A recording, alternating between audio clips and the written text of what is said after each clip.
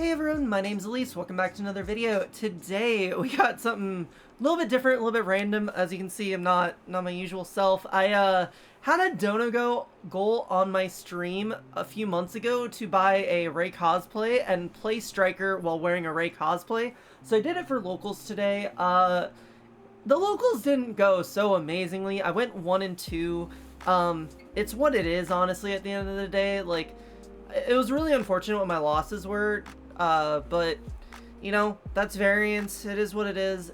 The deck still kind of flowed pretty well, flowed pretty decently. And I mean, at the end of the day, everyone always asks me for an updated Striker deck profile. So, figured I'd give that and what I think, how the deck should be run in this current format at the very least, since a lot of people still ask for it. But first, check out how dope this cosplay looks. Like, it actually, like, looks really fucking nice. Like, this is what Twitch chat paid for.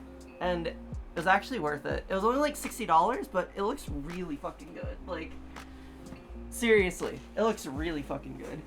But anyways, let us get into the deck profile, shall we? So, yeah, I mean, it is going to be pretty basic for what I think is basic for this deck. I don't think that you need to derive too much off what, like, standard striker theory should be. But then again, people are going to consider my Striker theory different than other Striker theories. But, yeah. So anyways, this is also going second deck, just to preference, or, let you guys know. But anyways, we got 3 Raye, 3 Rose.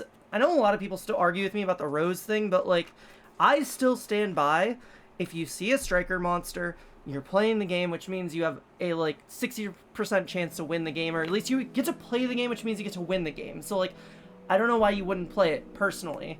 And, I don't know. It's just numbers and logically, it just makes sense. Sure, it's not Raye, but, like, you play the game, and you can always just Hayate the Raye, and then you have this fucking Raye. So, I don't know. I think it's fine. But, that'll be it for the Striker monsters. And we got 3 Ash, 3 Veiler, 3 Phantasme, and 3 Nibiru.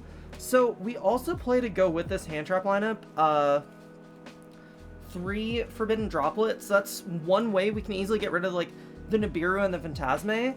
And I just think being able to, like, get the consistency pull for the deck via Phantasme, and Phantasme is just a really good card right now. I feel like it's really important for the deck just to fix the hands, because there's oftentimes a lot of clunky hands that exist, and being able to just make it so, like, you just fix them automatically, I think is really important. And you have enough ways to clear them, and if you see a Striker monster, you clear your monsters anyways, so it's not really a big deal. And Veiler we play for the Selene Access Code combo. Veiler is actually not terrible right now, so you can justify playing it, which means you can justify putting this in your deck to play the Selene Access Code combo. If I was not playing that combo, I would not put this in my deck. I would definitely play a different hand trap, but I think it's fine. I don't think it excels, but it's not inherently that much weaker compared to any other hand trap that could be played, so I think it's perfectly fine to play. So I decided to go with that. And that's it for the hand trap lineup. For the rest of the spells, it is 3 Widow Anchor, 3 Shark Cannon, 2 Afterburner, 2 Area 0, 1 Roll, 1 Hornet Drone, and 1 Ego Booster. I think this is all pretty standard, just not maining Jamming Waves, because I still don't think Jamming Waves is that good in the main deck. Otherwise, all these cards are pretty standard and, like, obvious ratios. You could potentially cut down the Shark Cannon to 2, but I think, like, there's enough that exist, like, that Shark Cannon is good against, that you should honestly just, like, put the card in your deck. So yeah, it's fine. But yeah, no, Booster is actually really nice, just because it lets you extend your grind a lot longer, and just leaving a Striker monster on board just guarantees you access to resources later in the game. So the 1-of is really nice, because also just gives you another target to search, and it just lets your grind increase when, like, this format is really mid-rangey in a way, except for, like, Dragon and, like, all the other top decks do proceed really fast, but, like, living the turn and making it so you have guaranteed recovery plays is really important. And for the rest of the spells, 3 Desires. I think this is still the best pot to play with the deck. I don't think you should play anything else. Rhoda, Terraforming, and Upstart make it 40 cards. It's all very obvious and standard. For the extra deck, very basic, very expensive, because we got the ulties, 3 Kagari, 3 Shizuku, 3 Hayate, 1 Kaina, 1 Zeke. That's it for the strikers. You don't really need extras of these two. However, there are some times where like 2 Zeke could come up, but it's not relevant enough to put it at 2, so... And then play the 1 Ningirsu as a potential Dragoon out. It didn't come up today, I didn't really need it, but like, you need this in your extra deck to guarantee you out Dragoon, because you can just make this, and if they decide to like, not do anything to it, or like, to do something to it, then you just go into the rest of your plays and just win, most likely. So like, I think this card's really nice and just gives a nice spot removal. It's another way to go into like access code and whatnot, so it's fine. And then play the Hulk, the Celine, and the access code to climb up into the access code, because we play the Veiler. I think having the easy OTK engine is really nice for the deck. I probably should play more tuners for the deck to facilitate it, but I just didn't, I'll be honest. I just didn't. Ogre wouldn't be a bad card to play though, so I would consider playing that card if I was going to play something, but yeah, these cards are fine. And then for the side deck, we got 3 Lancia is the only other hand trap I play on the side. I don't think any other hand trap is worth it for this deck.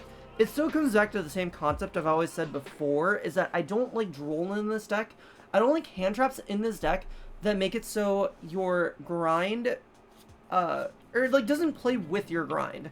A card like this plays perfectly with your grind, because you can always like Lancia and then Shark Cannon stuff later on.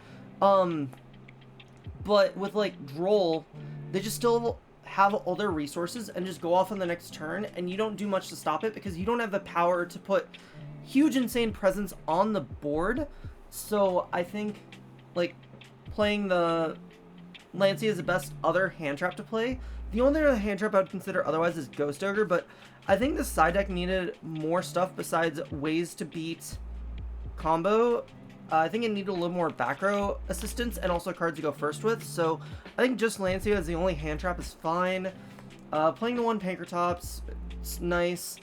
3 Cosmic Cyclone, 1 Duster, and the 1 Jamming Waves. I like Cosmic just because you're playing a grind deck, so you want to play grind cards essentially, or, you know, cards that just completely remove the grind factor, which it's just versatile against like everything, so I really like Evenly for those purposes. And the Cosmic is fine. And then last card I play is 3 Strike for when they make me go first.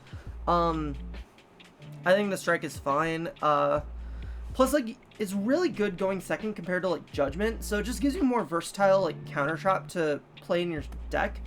And a lot of the times you don't set that much. So, like, they're scared to even, like, play off their, like, power cards like Duster and everything. Plus, in this format, there's not that much, like, heavy back removal. So, like, a card like this that promotes you not having insane, like, back row presence is perfectly fine. But, and why not use the Utopia double package? I mean, it's okay, but, like, it also takes up enough extra deck slots, and you'd have to sacrifice putting in, like, all of these cards, or, like, take out a Striker link, but since we're playing pure Striker, you need all the Striker links you can get, and I really wouldn't want to cut Ningirsu because of the role it facilitates for the deck, so I personally just wouldn't want to do it. I think it's fine, but it's not what I would go for instead of anything else at the moment.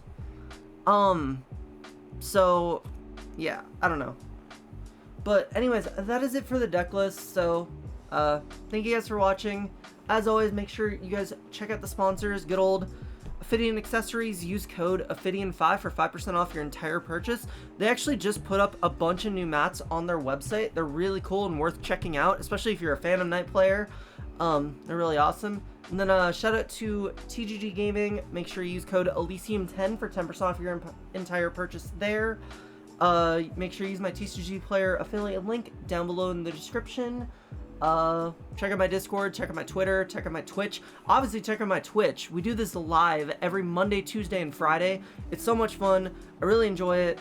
It's always great and fun. Can't complain one bit. Twitch is very nice. You should check it out. Discord's fun to just, you know, Talk and Socialize in, so you should go check that out if you get the chance.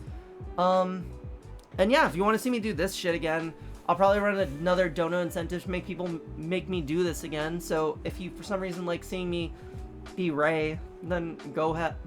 But yeah, that's gonna be it for this one. So thank you guys for watching, and we'll see you guys next time. Bye.